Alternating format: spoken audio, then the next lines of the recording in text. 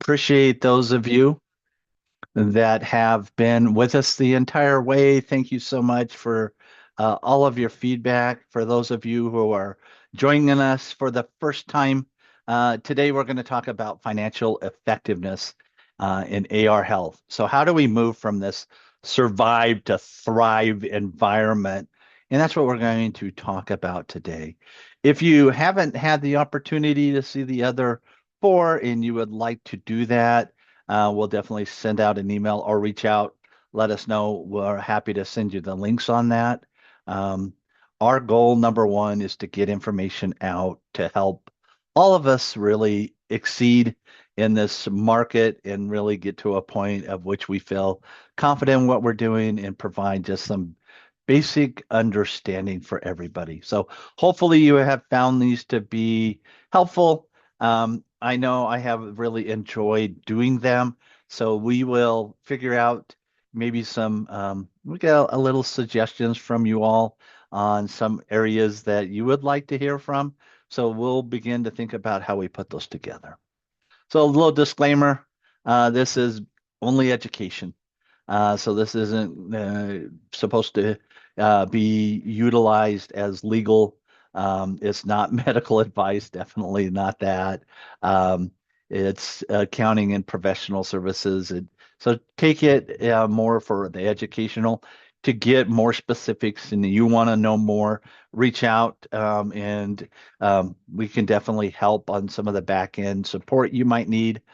So we're going to go ahead and get going on the rest of the presentation for today. So I want to start with an overview. Where have we been and what can you expect out of today's session? So why do we want to get to this thrive environment? Well, I think that's pretty obvious. We're talking about financial sustainability for rural healthcare in America, and it's a challenging time, without a doubt. I've been doing this for a lot of years, and we have more hospitals than not facing financial challenges. So that's why we put this together, is just to begin to create this opportunity for awareness. And I think as we get our wheels churning and we start to think about where might my organization benefit, what maybe haven't I thought of, and it might not even be anything specific from what we've uh, actually talked about, but it's the very fact that you took a minute to unplug from your day-to-day hectic environment and plug into something else that maybe sparked some new ideas. So, as a critical access hospital or rural America today, we provide essential cares to our community. Uh, think about there's almost 1,300 plus critical access hospitals across the United States. Those hospitals do about 100,000 deliveries annually. 7 million people are treated in our emergency departments every year. If you think about the economic engine that a hospital provides its community, it's critical. Usually, if it's not one of the largest employers, it's definitely in the top five typically in any rural community. Some maybe have some additional advantages due to some corporations within them, but not typically. So your economic engine and what you bring to the community is huge. So when you have hospitals that aren't thriving and they're just basically trying to survive in some sense, don't, that's catastrophic to the community. And that's the financial drivers we're looking on. 40 to 50% of critical access hospitals today operate at negative margins. That's not good. That's a challenge. We know that. So how can we, as financial partners in our organizations, help them along the path? So to do that, that's why we put together the 5 pillars. The very first one we talked about was physician contracting and compensation. We talked about contract modeling, what makes the most sense. One of the evolutions of being able to do this is I've been working really hard on some applications on really dashboarding and getting that front facing physician input so that they know where they're at. Are they making the compensation they wanted to or expected to? What have been their work RVUs? And so this development and partnering with the physicians and making sure that they get right, dependable information is super critical. So that was part number one, which is really how do you get that physician partnership, and what makes the most sense in types of contracts that are out there. We shifted gears to insurance contracting. So, lots of opportunity here within organizations. These are tough environments. Um, and we will get in a little more specific within today's discussion. Again, um, some additional thoughts that I may not have shared, or at least I felt at this stage it was worth repeating and bringing back up in terms of opportunity to get to that thrive environment. And then one of my favorite topics, and I could spend most of my career just talking about productivity. I don't know why this is an area that um, is so passionate to my core, but it's really about right sizing and creating an environment by which you can talk to your leaders and make good decisions collectively. I think that's the part I like most about staff and productivity. Oftentimes, we think productivity, we think most folks in our organizations probably think it's a four-letter word. It's not.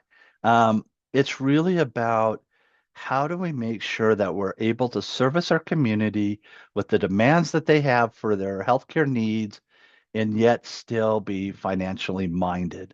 And I think that, there's no one perfect answer here. And I think that's why I like it so much. And then revenue cycle management, so much of my time anymore is spent within that. And that is really driving in that front end pre-registration to registration to make sure we have authorization to the middle cycle, the coding, utilization review, and claim management to the back end. And that is reimbursement, right? That's really end of the day, we need cash in the door to survive. And when that works collectively well, it is so rewarding. When it doesn't, it is so frustrating. And so, how do we come to a happy median within that environment? So, today, part five is really about cash flow, that AR management. What can we build on through the first four sessions that might be meaningful? Again, we only have 40 minutes left to talk, so we're not going to get very deep. This is supposed to springboard thoughts. Hopefully, as you're thinking about what can I do in my organization, this is your opportunity to get that noted and say, I need to get this on my to-do list. So that's what we've accomplished so far. This is where we're heading in today's environment. So we're going to kick it off with the next slide. So EBITDA, right? Earnings before interest, taxation, depreciation, amortization, doesn't pay your bills. You might have a nice margin, might look good, but if you're not getting cash in the door, you're going to face challenges. This is consistent across America. Critical access hospitals are facing consistent pressures financially. That workforce and recruitment and retention doesn't matter if it's physician, nursing. Tell you right now, I'm working with an organization, it's accounting staff. I can't find accountants. And man, and it's tough. It's an environment. I'm working in a university town. They used to generate about 650 graduates a year in accounting, and now it's about 200. And that's because there's so many more opportunities out there. There's so many diversity of fields with entrepreneurial programs, et cetera, that it's just not, it's not finance, business, marketing, the traditional 4 or 5. Now there's a plethora of opportunities, and I think that's driving some of this change. Plus, you got people like me getting older and getting out of the market, and therefore there's just not the same amount to refill it. So that's one of our challenges: is how do you get solid support across the organization to do what we want to accomplish.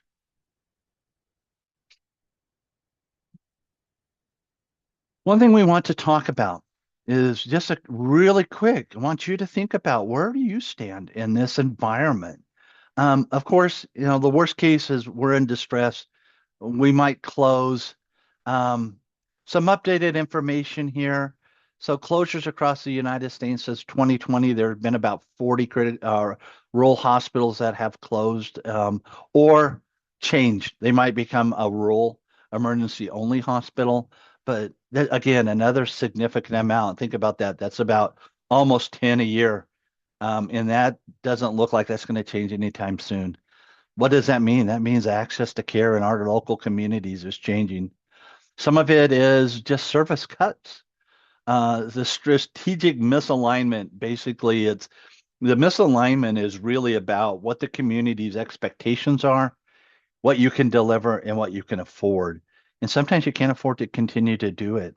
I think there's something like 150 hospitals across the United States that have discontinued doing OB or are considering discontinuing it.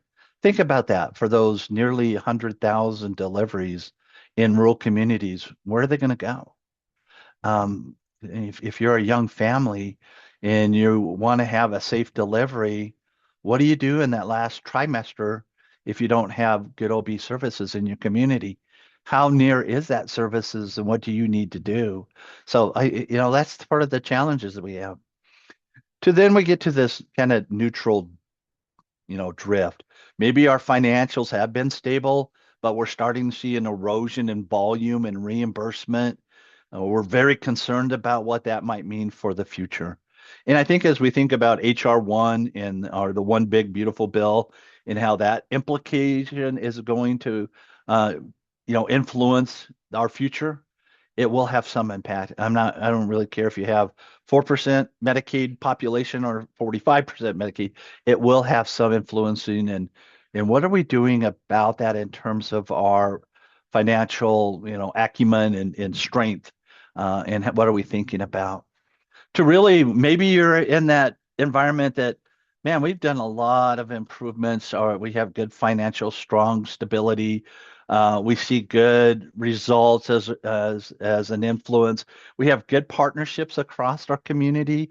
Well, maybe it's with our local EMS, maybe we have an EMS services, maybe it's with some other neighboring facilities.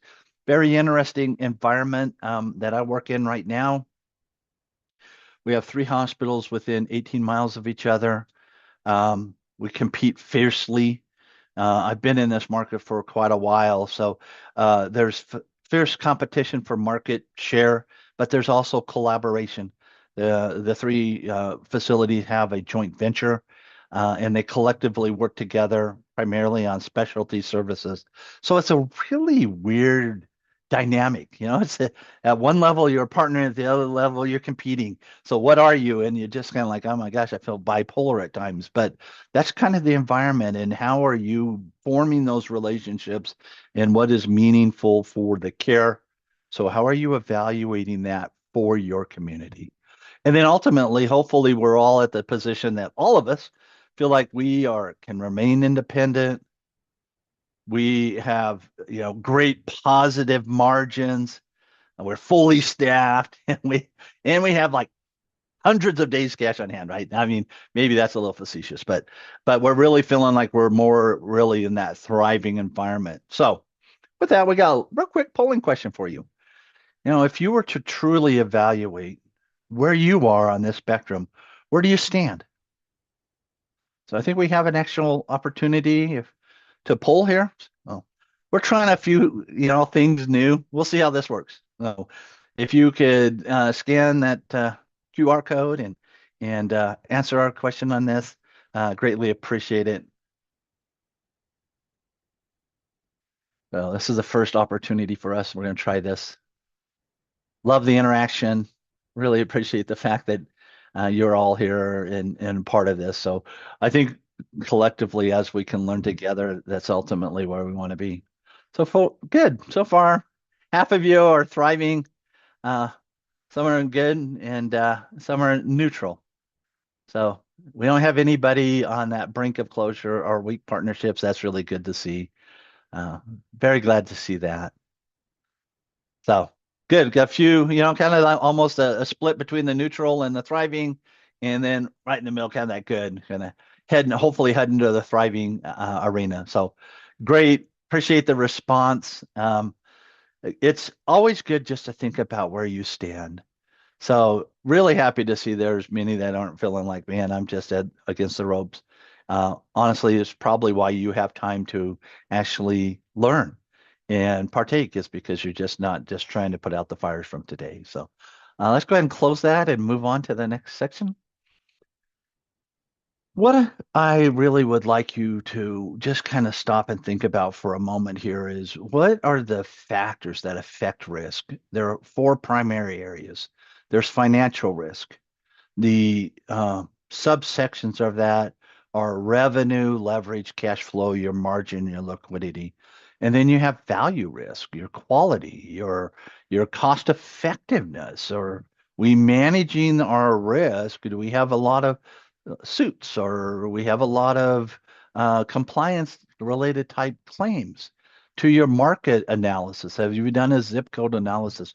What I want you to think about here in these particular four groupings is have you done a specific focused just understanding with your team, whether that be your chief administrative leadership group, your directors, maybe that's with your fiscal team just independently to talk through this.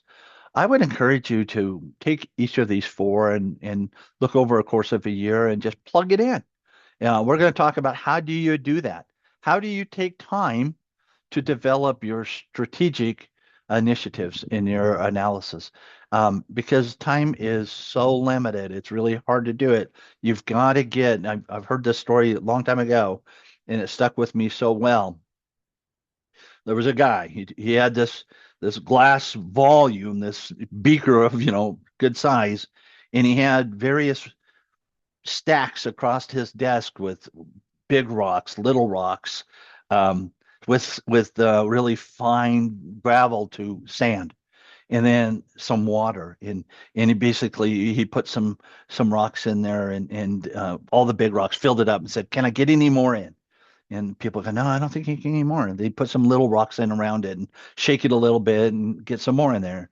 And then, you can see where I'm going, right? So by the time he gets to the end of it, pours the sand, shakes it in, and it's pretty full. And it's like, "Can I get any more in?" And everybody in the class is like, "No, you can't." Pours water in there. Oh, yeah, there was some rooms.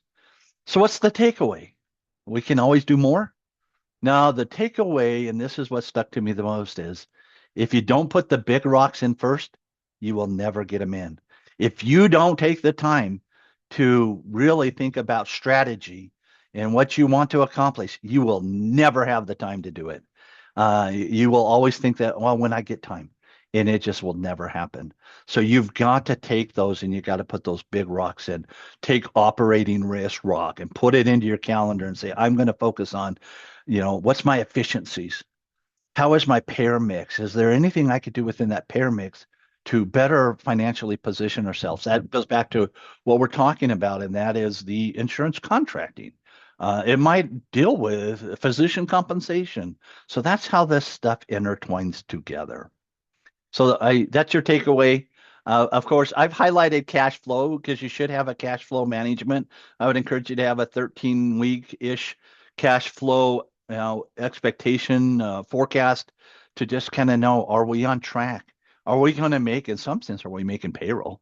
Hopefully you have enough cash that you don't even have to worry about that, but there are a lot of opportunities out there. So uh, that's why that color's different, is that is a primary focus. Again, back to that, maybe EBITDA doesn't pay the bills, but cash does.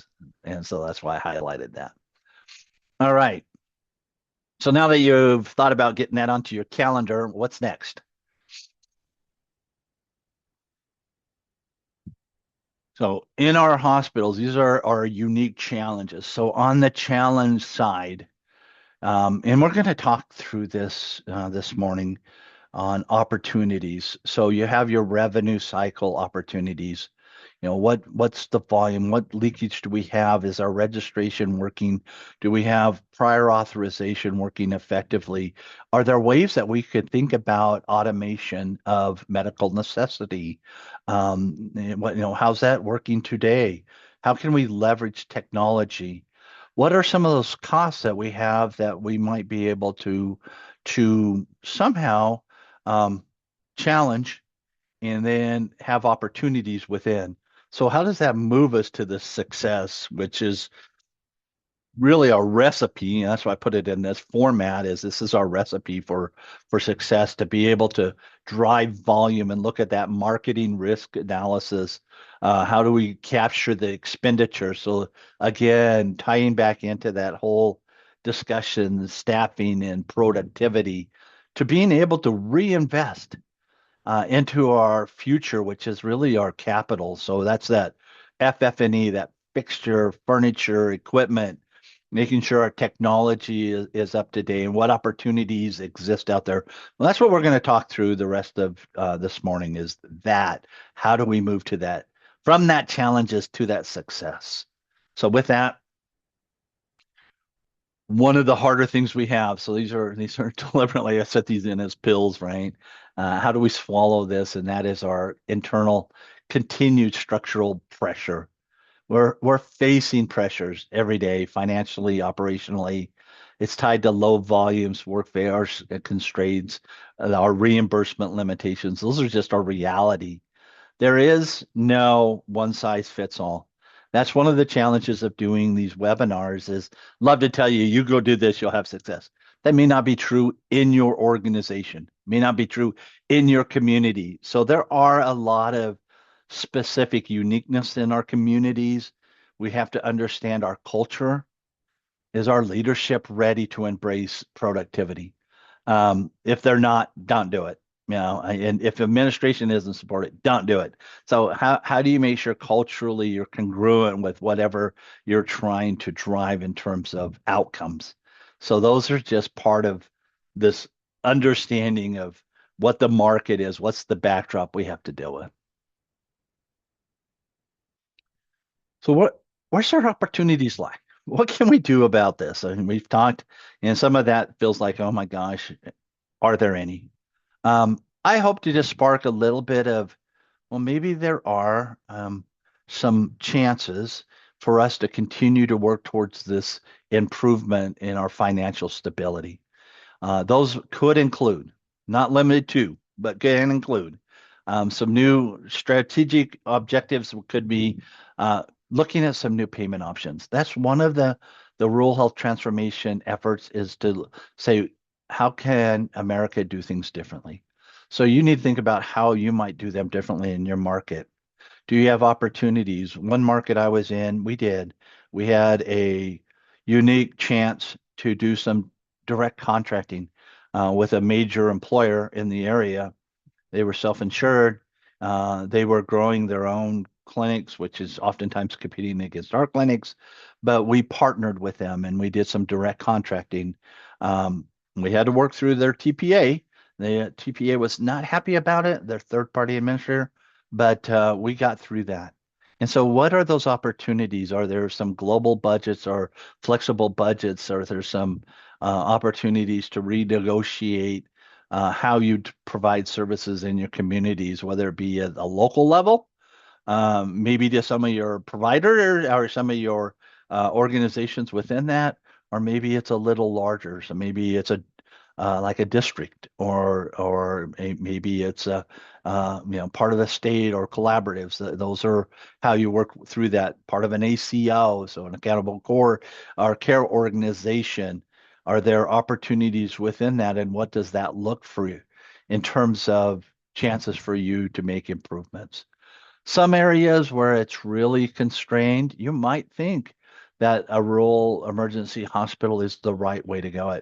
Some of the states I know, specifically Montana is one of those states that is focusing part of their rural health transformation is to get some of their really small hospitals to move to that direction. Not sure if that should be driven by the state or not, by the very nature of that question. My personal feelings, probably not. That seems to be more of a community, but they are putting energy with the federal money to help support that. Of course, there is the Rural Health Transformation Program as an opportunity. We know behind that is HR 1, which is going to reduce the Medicaid spend. Ultimately, that was the goal of it. Budgetarily, that's why they did it. That's going to have some impact on every hospital in some areas. What are you doing in preparation of that? One of the things that I'm working on right now is trying to get some financial counselors and get them educated in terms of how do they help and how do we market, how do we get out in front of the community to help them get through the applications. Just put a lot more onus back on the insured to get through those every year. So it's just something that many of us don't like to do. And I hate to go get my car tested for emissions, but I have to do it. And some people just won't. And so how do we help them? How do we provide that avenue? I think within this rural health transformation, what we're starting to see out of some states are much further advanced than others. Some states are going to control the entire monies that are coming into the state through their health department, one way or another. But at any rate, what am seeing that is pretty standard across most state is they're trying to develop the infrastructure to support not only the outcomes but also the monitoring and reporting of it, which is actually takes part of those funds away. So how much actually is going to come directly to us as critical access hospitals or rural hospitals or the like? It's hard to say, and I think it's going to be so state specific. The one thing I can say is uh, hopefully it does, but we should always think about we can't count on it. So let's make sure that we are doing all we can within our organizations to manage it. There are other opportunities out there. You might want to look at what HRSA, you might want to look at some of the grant sites out there for just new opportunities. One just popped up here just recently. It's got some access to about 250,000, and it looks like it's not going to be too onerous to apply for. Those are the types of things you want because what does that mean for your organization? So be on top of those. They might support some of your infrastructure needs, and in some sense, whatever we can do to, if we're spending $1 today and something else can cover that, what else can we spend that on? So whether it be technology improvement or capital reinvestment. Those are oftentimes things we don't think about. So, how are we making sure that we're leveraging that as well? So, those are some straight opportunities. Let's move on to the next section of that. This includes optimizing your existing reimbursement. I've spent last session, we had a guest colleague of mine join me on on revenue cycle management. And that's really about that. What money's coming in the door today and can we do better with it? That can include your Medicare Advantage plan. So back to our insurance contracting. They do have some pilot programs out there in which they pay relatively quick. I almost said Medicare Disadvantage because they it can be a challenge, but the whole Medicare Advantage, you contract with that plan directly. Many of those are paying you sub below Medicare rates. Negotiate to at least Medicare, hopefully a little higher than Medicare would pay you because you're only going to get costs there, but you shouldn't accept less. But many are going to come in and want to pay 80%, 85% of what Medicare is paying you. And you're losing quite a bit of money on that. So don't be afraid to negotiate those. Those are things that, you don't have to accept it. And just understand your community needs. Looking at your disproportionate share payments, this has a lot of opportunities. Are you capturing all of that you can? That can be huge. Just recently was working with an organization, the settlement on that from 2 years prior, 7 figures. I mean, that's huge. Help cash flow immensely. So making sure you're taking advantage of all that opportunities that reside within that. Optimizing your 340B. I know that's a challenge in today's environment. I was working in an organization where our 340B pretty much dried up for a lot of different reasons. Mainly it was our structural organizational. So we had to fix that first before we could start to optimize, but there's always pressure from the pharma companies of, are they going to participate, not participate, should they, and the challenges of 340B, but it still exists. So how do you optimize it today? And then service redesign, care delivery. In some areas, you might do a service line analysis and find that, we can make some improvements. Make sure you have good financial data, your financial data is pure. You've aligned those costs appropriately with the right areas of their service that you're looking at, because you can make decisions that can guide you down the wrong path. One board that I know was looking at this and wanting to eliminate some services, but they didn't have good data. So they're making decisions on bad data. So make sure you have good data.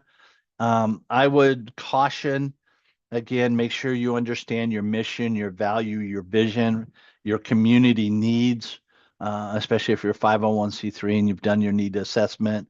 Can you support whatever services you feel are important to provide those needs for the community?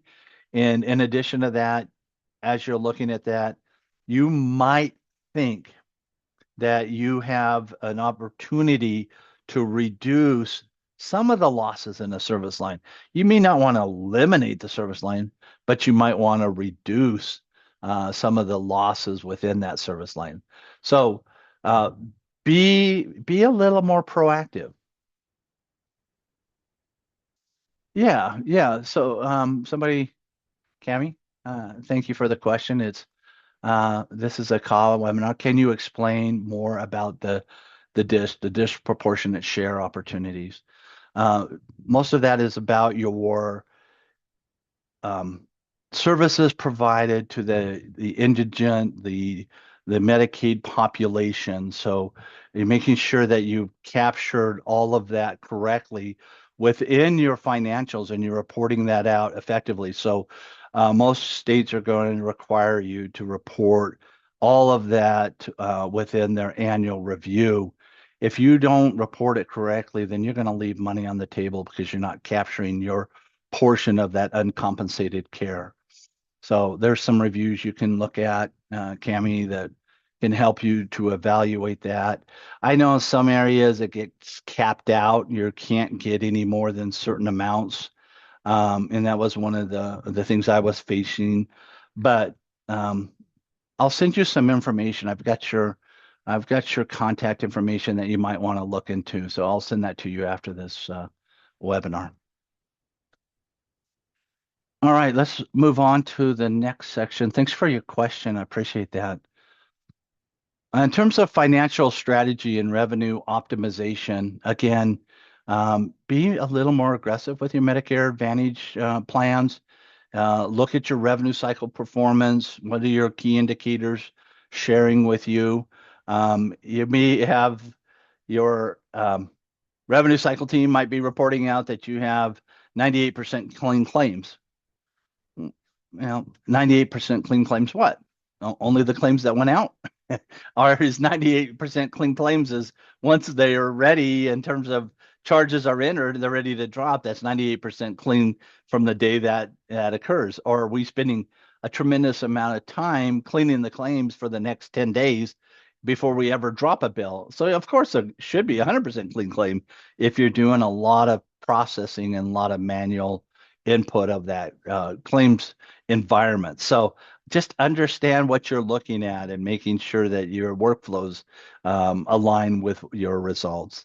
Again, 340B optimization and compliance. We did probably a lot better years ago. Hopefully your programs continue to be equally optimizing that, and you have your committees and you've set them up that you're routinely looking at how do you make that perform effectively. And then your outpatient service line expansion. Again, you might have a service that is losing significant amount of money. You might work with that department on how to minimize that. Specifically, as an example, worked with an organization in which their physical therapy services was losing a significant amount of money. We looked at the throughput. We compared it to the market. We compared it to benchmark some of the other services in the area and found that our therapists weren't nearly as productive, half as productive. So we really began to ask the question as to why. And then how do we improve the throughput? What was our processes that were creating this environment? Was it staff's reluctancy to see a certain amount of patients? Was it how we structurally, in order to minimize that? And what we determined is we could actually shave half of the loss off with minimum results improvement by just improving the scheduling process. So there might be hidden opportunities within that when you're looking at those. Cost containment. Um, Again, your workforce, since 60+% of our costs are often related to staffing, it's really critical that we understand the whole productivity, include within your productivity analysis any of those sheltered costs that you might have. When I say that, your particularly like locums or contracted employees that may not roll up underneath a paid hour. How do you capture that? Because that is a cost. How many hours are they actually helping the organization so that you can actually get a good view of what that productivity looks like? And then your operational assessment and your efficiencies overall. So are your debt structures and your um, rates favorable?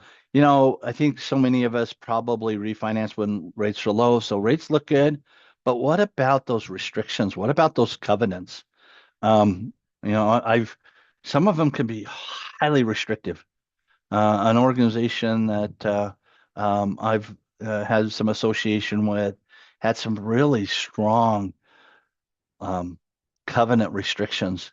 And I've already been talking with the banks about, it's probably time to relook at this. Because what it's doing is actually restricting the organization from growing. In order to grow, we can do better in order to pay. And so that in this catch 22. And so trying to get back out in front of that and says it's time to look at restructuring this. Don't be afraid to do that. Part of it, working with a couple other institutions to get some leverage. What would it look like once, what can they do so that I can go back to the original institution and say, hey, I've got these opportunities out here. What can we do here? And I look at it from a partnership arrangement. I don't sit, try to threaten or any of that. I'm mainly sitting down and say, hey, we've partnered with you. We've made a commitment to each other, but we've got to work collectively together. Here's our side of that. How do we get there? That's typically my approach, my style. But what about your supply chain? What's your vendor management look like?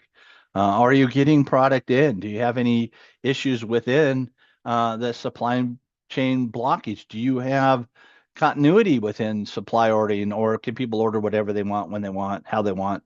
And that includes providers. Now, part of it, you might have a value analysis committee. Some of that can be physician driven for sure. There are physician preferences. So how do you incorporate them into the discussion? Is it sharing data? I find that to be the most effective route by sharing information. This is what the cost.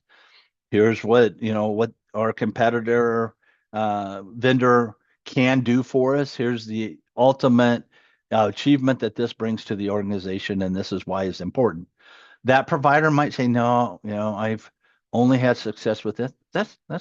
At least we can have a discussion, right? I can get them to the table to have the discussions. I'm not going to demand, but I can get them there to have good, educated discussion. All right, let's move on. We'll break this down a little bit. So I tried to take a little bit of just opportunity here, go back to this big rock story, and how do we get the pieces into our equation? Here's just some ideas that I thought, well, I'll stick them out there for what they're worth. How do you find time within your schedule for strategic planning? Audit your week. Where were your interruptions? Love people to come chat with me, but how many times did somebody just come in and I get interrupted? It happens every day, right? And sometimes your open door, you're going to need just quiet time. What about your emails? Oh my goodness, emails can be such a hindrance. I think most of us could spend most of our day just answering emails. So how do you do email management? Um, Part of it might be I've talked to all of the leaders that are reporting to me today, and I said, I tell you what, you email me, great. you might text me that you sent something urgent because I'm not going to get to that email unless I know I need to. There are just too many other things that we have to do. So, how do you delegate work routines? Can you leverage technology? Maybe there is a way. And if you find some good ways, share those. And if you found some AI technology that can answer all my emails and do it effectively, let me know. I'd love to know. Um, they're probably coming. But I think there are opportunities within your schedule to think about how maybe there are meetings you don't have to go. I don't go to everything. I really try to say, do they really need me here? I'm sure it'd be nice, but where's the better value? And sometimes you have to weigh that. And it's not easy because we want to be involved in anything, but it's really, again, strategy. You don't want to work 60, 70-hour weeks. Let me tell you, it will catch up. But how do you get time for yourself? So just some ideas there. All right. What about now moving forward? I'm not actually sure. I should look to see if one of my colleagues that I've worked with for quite a few years, um, he and I spent a ton of time doing financial forecasting and marrying that up with the organization strategy, looking at it and instilling within just the conversation. How do we look at sensitivity? And I've always used this kind of best case, expected case, worst case. So let's say, what do I mean by that? We want to add a new service. I mean, maybe we want to add pain management to our organization. Great. What's it going to cost us? All right. So what do we have to do with recruitment? What do we have to do with space? What do we have to do with supplies? What do we think the volume will be? And so when you build this out and you're looking forward, do you have any baseline information? Maybe you do, maybe you don't. What can you get in terms of the build out of this? And then what do you expect that to be? Worst case is, what if we don't hit our targets? What if we get half of the volume we expect? What does that look like? And can we absorb that in year one, year two, as we grow the service? What do we expect it to be? So again, you're probably being a little conservative there, but then ultimately, what would be the best case scenario? Maybe you exceed your volumes by 10%. So you build this sensitivity analysis around that. And I have that full discussion with the board in full transparency to say, here's what our target is. This is what we're going to measure against. But if we do this service, here's worst case scenario. If if we happen to hit it out of the park, here's best case scenario. But here's what we think is going to happen.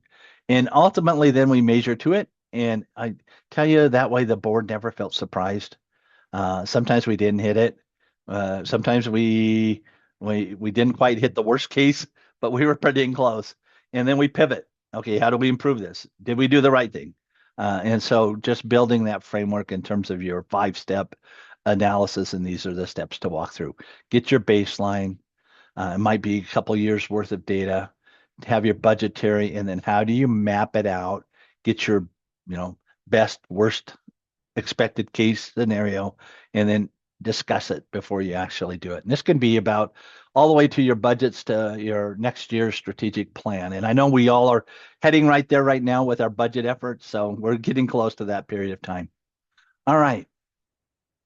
Got quite a bit more to go through, so I will speed myself up a little bit here. But beyond that, this is, again, back to our productivity. Again, it's creating this creative tension. If you remember that rubber band, we don't want too much tension or we'll break it. We don't want to break our organization, but we don't want too little that is so much slack on that back end.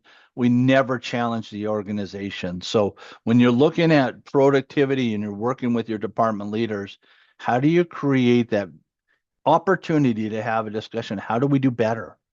Data is really important. Data mine it out. Look to see what was your best. Look at their monthly and say, okay, at this particular time, your paid hours or your productive hours, you were able to see X number of volume. Why were we able to do that? Well, we just burned everybody out. We were running. I mean, we had so much going on. We understand we can't probably run at that level all day long. But then on the flip side of that, look at the Why did this occur? And then what is the right target that we should strategize to? So that's that creative tension. And if you ever need any help, you want a little more definitive, what am I talking about? You want to see some specifics, happy to share those with you. How I work with department leaders on creating that man hour per a unit of service. I have a whole part on how to develop that. If you go back to the productivity standards, that's a lot of what we were talking about. Again, pretty high level. We don't have a lot of time. Happy to talk you through that if you have any more questions on how to develop it. Let's move to the next section that's really beyond your staffing. What are those other areas of opportunity that reside? And that's the non-labor erosion that you have happening in your supplies, purchase services, your group purchasing organizations, those GPOs, pharmacy misalignment, IT. So that's what we're going to talk about. I'm going to hit each one of those in the slide. I'm going to be pretty quick about it because I realize I'm starting to run out of some time here, but we have plenty of time to get through all of this. So let's go ahead and move to the first one, which is actually supply and supply control. Go ahead and advance that if you don't mind.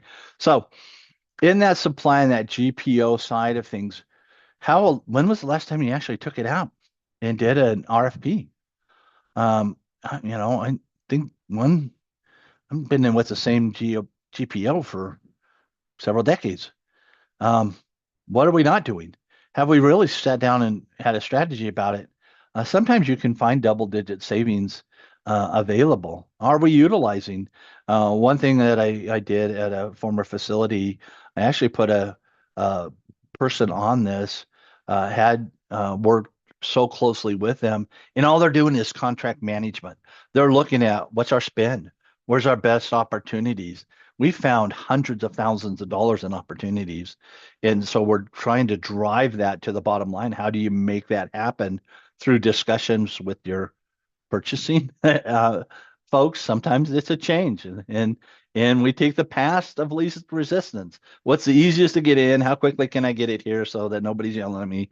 And it might not be the best price. Now, that doesn't mean we shouldn't do it. It's an opportunity. So look at every one of those opportunities. Look at your GPO agreement. It should be treated. It's a multi-million-dollar partnership. Do you need to rebid it? Do you need to put some pressure on them? What are they doing in order? Some GPOs do better than others in certain areas. What is your spend? Have you compared them? So there are opportunities within supply. So don't just shelf it and focus on one area. This might be an area of opportunity for you.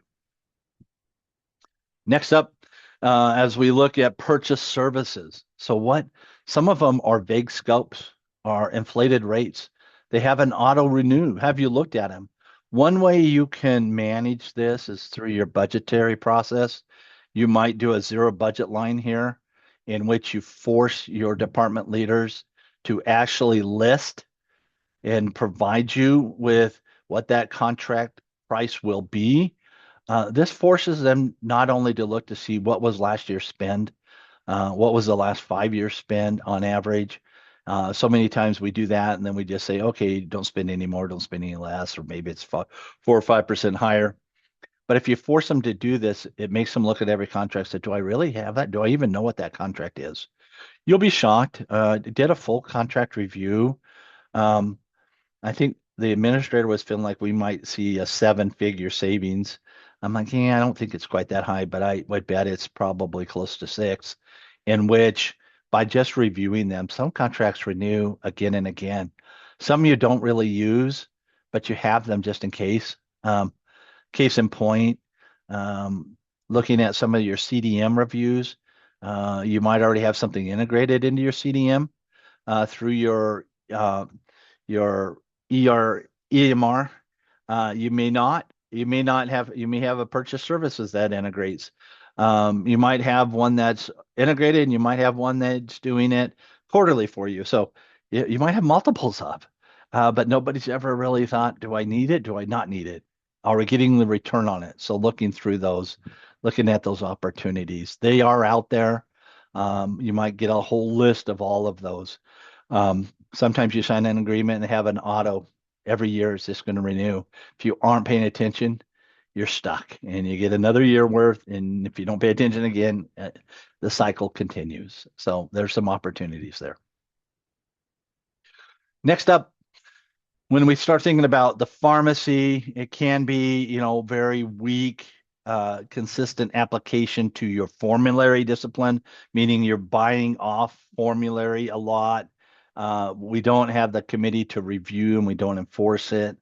So we get a lot of additional at cost type arrangements. Some of your specialty pharmacy items might be an area that you could capture in 340B, or does it actually pay for itself? Have you looked? Who's the actual payer on this particular specialty drug? That happens, and sometimes you can't afford. And I hate to say it, sometimes we can't afford to treat the patient because we just can't get the leverage to get the cost down for what our reimbursement is. So you can't spend yourself into oblivion, and you just have to be wise about that. And sometimes those are tough decisions. I totally understand it. But sometimes the better goodment for the organization is what you have to do. And we may have to have one of our dear community members go somewhere else that they actually can get it more economically and financially feasible. All right. Next up, one area to think about is IT. For my IT friends out there, this is an area that can go unmanaged, not as a result of the IT folks not wanting to be very prudent and respectful, but most IT folks want to serve every leader. And so we as leaders come in and say, I really want this and I need this. And we buy platforms that are redundant and they could have been utilized in another something we already had, but we didn't quite like that. So we wanted our own thing. One-offs will cost you a lot. Unused licenses, where you're paying for licenses you don't even need. Do you do an inventory of those? Do you have, legacy maintenance agreements that you could shelf?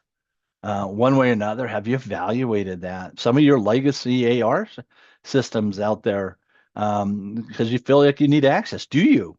Are there other platforms, and there are, that would be cheaper? And have you reviewed those opportunities? Because it can just go unchecked. We think we need it, and we just continue to renew a contract in perpetuity, basically. Are you leveraging AI? We are slow adapters to that.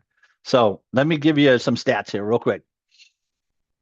This article that's on the next slide here was developed. It came out in February. Quite interesting. You get an opportunity. It's a little scary, and I know it's changed a lot. Think about the last 6 months, how much AI's changed. But this is where AI is moving. So are we leveraging AI in our revenue cycle management systems? And that is in 2022, AI couldn't really do basic math. It would truly be convinced 7 times 8 was 54 when we know it's not. By 2023, it could pass the bar. By 2024, it could write software and explain graduate level science. By 2025, the best engineers in the world were handing over to AI coding work. Today, it is involved in everything we do. I had one gentleman tell me, is it going to replace all our accountants? I don't think it'll do that, much like computers didn't replace much of what we do, right? It expands what we do and our capabilities grow immensely. It will change our lives, but how are we leveraging that, especially within our revenue cycle? So let's go to the next slide. You might take a look at that article, and that is this revenue cycle leakage. So I have been ineffective with my time management today. So I need to go back and relook at my slide on time management, it looks like. So I realize that we are almost at the top of the hour. What I'd like you to think about as we kind of wrap this up is your revenue cycle management provides you a unique opportunity. This cycle gets so many opportunities for leakage, for things to fall out if it's not done wisely. Take your team, if you get a chance, have your team come in, spend a day together, have them walk through their workflows, Map it out. Look at all the inconsistencies and areas of either duplication or gaps, and you're going to find challenges within that to improve your workflow, ultimately improve catch collection and sooner. One thing, don't be afraid of denials. Denials are a diagnostic tool to how well your revenue cycle is working. So go back and listen to last month's fourth pillar. You might get some insight within that denial management, but some denials are just, you're not going to change them. Look for the ones that you can impact. Untimely filing. That's on us, right? Um, no prior authorization. Guess whose fault that is? You know, uncovered services denied for lack of coverage. Well, that's probably, now that's where medical necessity and some of the other platforms can come in, but there are areas of which are truly internal and some that are external. So understand that. All right, let's move on. I want to so AR Health, a lot of that is built within your all revenue cycle management. If you can click to the next slide, basically I just talked about going through and mapping this collectively. The one thing you can't do, be very cautious of not trying to boil the ocean at one time. Pick your highest leveraged areas. Pick one or two, map those, KPI those. Don't try to do the whole thing. It's just too much, and you will remember that creative tension. Yeah, you'll snap most of your staff, and you'll wonder why you have 80% turnover and what you're going to do next. That's not a good place to be. We all have been, a lot of us I know have been through EMR conversions, so there are a lot of opportunities in revenue cycle. One thing about it, that's why EMR management is so important.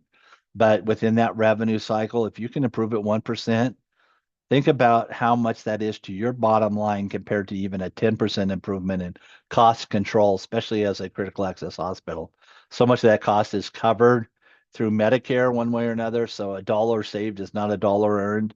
Tell you what, in revenue cycle collection, it is. So collect it.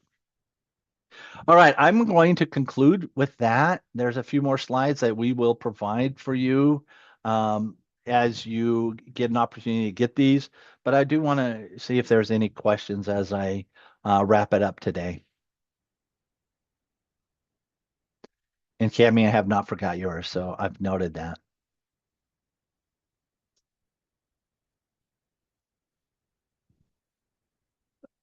Well, we at DZA appreciate you joining us. We will get this out so that you can get a copy of it. Most of the other slides, please reach out. Available anytime. My contact information is on there. Happy to just have a discussion with you. If you want to talk strategy, you want to talk organizational opportunities, just happy to be a thought tank with you. So we appreciate each of you for joining us. We'll look forward to whatever feedback you can provide us. This was our first opportunity to do a webinar series, so we are open-eared and trying to figure out how best to serve you all and hope that this has been meaningful. So thank you all very much. Again, we appreciate you joining us. We'll look forward to whatever is in our future. So thank you.